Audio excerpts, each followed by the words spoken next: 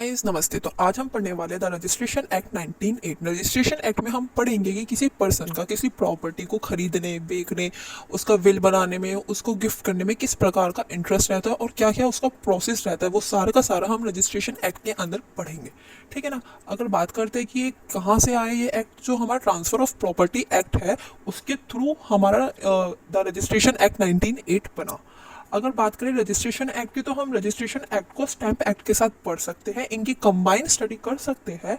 और जो हमारे स्टैंप एक्ट के अंदर डेफिनेशंस वगैरह दे रखी है उसको हम रजिस्ट्रेशन एक्ट में अप्लाई कर सकते हैं। सिमिलर जैसे ही हमारी डेफिनेशन रजिस्ट्रेशन एक्ट में दे रखी है उसको हम स्टैंप एक्ट में अप्लाई कर सकते हैं। हम बात करेंगे what is registration. Registration means recording of the content of a document with a registrating officer.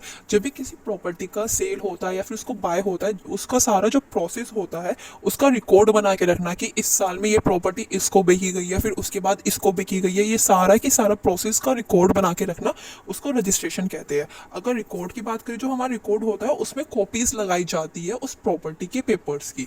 ठीक है ना। फिर हम बात करते हैं कॉपीज के साथ क्या क्या आता है। कॉपीज के साथ उसमें उसके विटनेस आएंगे, नोटिस टू पब्लिक आएगा और सर्च आएगा।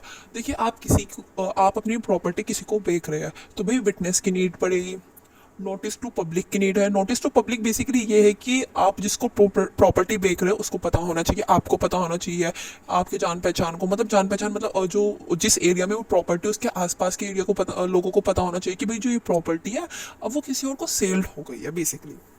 और सर्च वगैरह। अगर हम रजिस्ट्रेशन एक्ट 1908 की बात करें तो इस एक्ट के अंदर टोटल 15 चैप्टर है और 93 सेक्शंस है, बट उसमें से जो 2 सेक्शन है वो रिपील्ड कर दिए गए हैं। अब बिना किसी देरी के चैप्टर 1 को हम रीड करते हैं। जो हमारा चैप्टर 1 है उसमें हम 2 सेक्शन पढ़ने वाले हैं, सेक्शन 1 एंड सेक्शन 2। सेक्शन 1 को 3 पार्ट में डिवाइड करा गया है, शॉर्ट टाइटल, एस्टेंड और कमिटमेंट। अगर शॉर्ट टाइटल की बात करें तो हमारा ये जो एक्ट है रजिस्ट्रेशन एक्ट, इसको कहेंगे हम दी रजिस्ट्रेशन एक्ट 1908। ठीक है। अगर एस्टेंड की बात करें कि ये एक्ट कहाँ तक है, तो ये पूरे इंडिया में लागू होता है आज के टाइम पे। ठीक है ना। और ये बात करें कि ये कब आया था फोर्स में, तो ये 1 जनवरी 1909 में फोर्स में आ गया था। 1908 में बन गया था और 1909 में आ गया था। ठीक है ना। अब इसके कमेंट की बात करते हैं, ये थोड़ा इंपॉर्टेंट है तो इस पर ध्यान दीजिएगा। The registration act 1908 extend to the whole of India after the commitment of Jammu and Kashmir reorganisation act 2019। जो हमारा जम्मू और कश्मीर का 2019 का एक्ट आया था उसके थ्रू ये एक्ट पूरे इंडिया में लागू हो गया। उससे पहले ये पूरे इंडिया में लागू नहीं होता था, पर 2019 के जो जम्मू और कश्मीर का रीऑर्गेनाइजेशन एक्ट आया था उसके बाद ये पूरे इंडिया में लागू हो गया था। उस एक्ट के आने के बाद जो 370 आर्टिकल था उसे हटा दिया गया था। और अगर हम इसके नेम की बात करें तो इस एक्ट को पहले इंडियन रजिस्ट्रेशन एक्ट बोलते थे, बट जो इंडियन वर्ड है उसको हटा दिया गया था 1969 में। तो इसका सेक्शन 1 में सिर्फ इतना है। अब आते हैं सेक्शन 2, बात करते हैं सेक्शन 2 की। जो हमारा सेक्शन 2 है रजिस्ट्रेशन एक्ट का, वो बेसिकली है हमारा डेफिनेशन क्लोज।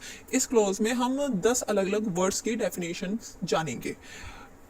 सेक्शन 2 के फर्स्ट सब सेक्शन में है वर्ड एडिशन। एडिशन का मतलब होता है एक पर्सन को डिस्क्राइब किया गया। एक पर्सन को हम कैसे डिस्क्राइब कर सकते हैं, वो कहाँ रहता है उसके थ्रू, उसका क्या प्रोफेशन है उसके थ्रू, वो क्या ट्रेड करता है उसके थ्रू, उसका क्या टाइटल है उसके थ्रू, और उसका क्या रैंक है। रैंक बेसिकली हम कास्ट कह सकते हैं।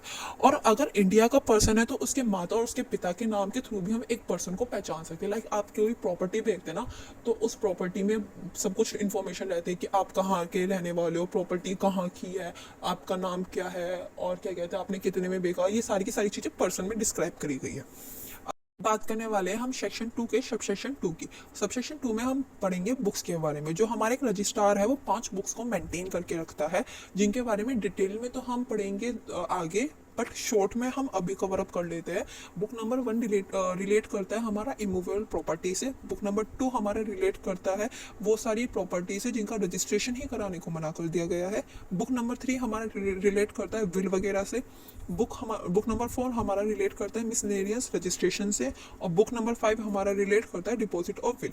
इनके बारे में डीप में आगे पढ़ेंगे, बट शॉर्ट में सिर्फ ये है जो बुक्स होती है वो रजिस्ट्रार मेंटेन करता है, और they are total 5 types of books. ठीक है ना।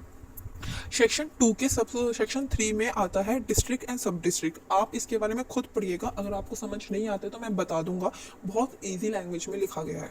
और सेक्शन 2 का सब सेक्शन 4 भी आप खुद ही पढ़िएगा, बहुत इजी लैंग्वेज में लिखा गया है। सेक्शन 2 का सब सेक्शन 5 जिसमें है एंड्रोसमेंट। एंड्रोसमेंट का बेसिकली मतलब होता है ट्रांसफरिंग ओनरशिप। जब हम किसी प्रॉपर्टी को बेचते हैं तो उससे पैसे वगैरह लेते हैं, पैसे लेने के बाद हम उसको उस प्रॉपर्टी के कागज देते हैं और लीगल वे में उसका रजिस्ट्रेशन करा देते हैं कि भाई हाँ आज से ये प्रॉपर्टी तेरी है। जब वो पैसे वगैरह ले लेता है, फिर उसका जब रजिस्ट्रेशन होता है तो वो रजिस्ट्रार से कहता है कि भाई देखिए मैं एग्री करता हूँ अपनी प्रॉपर्टी इसको बेचने के लिए और मैंने इतने पैसों में इसको बेची है। तो ये सारे प्रोसेस को एंड्रोसमेंट कहते हैं, जहाँ रजिस्ट्रार कहता है कि ठीक है अब आपका जो रजिस्ट्रेशन है इस रजिस्ट्रेशन एक्ट के अंदर हो जाएगा, इस प्रॉपर्टी का रजिस्ट्रेशन हो जाएगा दूसरी पार्टी को। बात करते हैं सेक्शन 2 के सबसेक्शन 6 की, जो कि बात करता है इमूवेबल प्रॉपर्टी। जितने भी लैंड बिल्डिंग्स वगैरह होते हैं ये सारा का सारा इमूवेबल प्रॉपर्टी में आता है। बट जो मेन क्वेश्चन अराइज होता है कि क्या क्या चीज़ है इमूवेबल प्रॉपर्टी के अंदर आती ही नहीं है। तो जितनी भी क्या कहते हैं स्टैंडिंग टिम्बर्स होते हैं, ग्रोइंग क्रॉप्स होती है और घासेस होती है, ये सारा का सारा इमूवेबल प्रॉपर्टी के अंदर नहीं आता। ग्रोइंग क्रॉप्स मतलब जो फसलें उगाई जाती है, एक टाइम पे उगाते हैं, थोड़े टाइम बाद हम उसको काट देते हैं, तो वो इमूवेबल प्रॉपर्टी के अंदर नहीं आ सकता। जो घास वगैरह होती है उगती रहती है, ख़त्म होती रहती है, उगती रहती है, ख़त्म होती रहती है, तो ये इमूवेबल प्रॉपर्टी के अंदर नहीं आएगा। ठीक है ना। फिर आता है सेक्शन 2 के सबसेक्शन 6 का एक का, जो बात करता है इंडिया के बारे में, कि बेसिकली ये कहता है कि जितने जो हमारा रजिस्ट्रेशन एक्ट है वो इंडिया पे अप्लाई होगा। फिर आता है सेक्शन 2 का सबसेक्शन 7, जो बात करता है लीज की, कि हम क्या कहते हैं अपनी जो लैंड वगैरह होते हैं, बिल्डिंग वगैरह होते हैं, वो लीज पे दे देते हैं ना। बहुत इजी डेफिनेशन में डिफाइन कर रखा है, आप पढ़िएगा। अगर आपको ये समझ नहीं आता है तो आप कमेंट करिएगा, हम इसको इजी लैंग्वेज में वहाँ पे समझाएंगे। फिर सेक्शन 2 के सबसेक्शन 8 माइनर की बात करता है, बहुत ज़्यादा ईजी लैंग्वेज में। फिर बात करते हैं हम सेक्शन 2 के सबसेक्शन 9 की, जो कि बात करता है मूवेबल प्रॉपर्टी। क्या क्या प्रॉपर्टी ऐसी है जो मूवेबल में आएगी। सिंपल है, बहुत सिंपल। जो हमारे इमूवेबल प्रॉपर्टी में नहीं आएगा वो सारा मूवेबल में आएगा, जैसे कि स्टैंडिंग टिम्बर हो गया, ग्रोइंग क्रॉप्स हो गया, फ्रूट्स इन ट्री है, ठीक है ना। फ्रूट्स इन ट्री जो फल ट्री पे लगते हैं वो वाले, ठीक है ना। Juice in tree and others, ठीक है ना। फिर आता है हमारा सेक्शन 2 का सबसेक्शन 7, जो कि बात करता है रिप्रेजेंटेटिव। रिप्रेजेंटेटिव कौन होता है। अगर कोई माइनर है तो उसका गार्डियन रिप्रेजेंटिंग होगा, और कोई इंसान पागल वगैरह है जो उसको लीगली अपॉइंट करा गया है एक रिप्रेजेंटेटिव को, वो होगा। अब हम बात करते हैं केस लॉ की। जो हमारा सेक्शन 2 का सबसेक्शन 5 है उसके हमने 2 केस लॉ के नाम लिखे हैं, और जो हमारा सेक्शन 7 है जो हमारा सेक्शन 2 का सबसेक्शन 7 है उसके भी हमने 2 केस लॉ के नाम लिखे हैं। बेसिकली अगर इस एक्ट की बात करें तो रजिस्ट्रेशन एक्ट में कुछ नहीं है। एक प्रॉपर्टी का किस तरीके से रजिस्ट्रेशन होता है, क्या क्या प्रोसेस है, हम उसके बारे में बात करेंगे। टोटल इसमें 15 चैप्टर है। आज हमने चैप्टर 1 कंप्लीट कर दिया है, कल आएगी हमारे चैप्टर 2 की वीडियो। टोटल सेक्शन इसमें 93 है, जिसमें से 2 रिपील हो गए हैं, और आज हमने 2 सेक्शन पढ़े हैं, एक सेक्शन 1 और सेक्शन नंबर 2। सेक्शन नंबर 1 हमारा बात करता है कि इस एक्ट को क्या कहते हैं, ये कब आया था, और सेक्शन 2 हमारा डेफिनेशन क्लॉज है, जिसमें हमने 10 अलग अलग वर्ड्स की डेफिनेशन जानी। अगर आपको कुछ चीज़ समझ नहीं आती तो आप कमेंट करके हमें बता सकते हैं, हम उसको ईजी लैंग्वेज में आपको समझाएंगे। Thank you.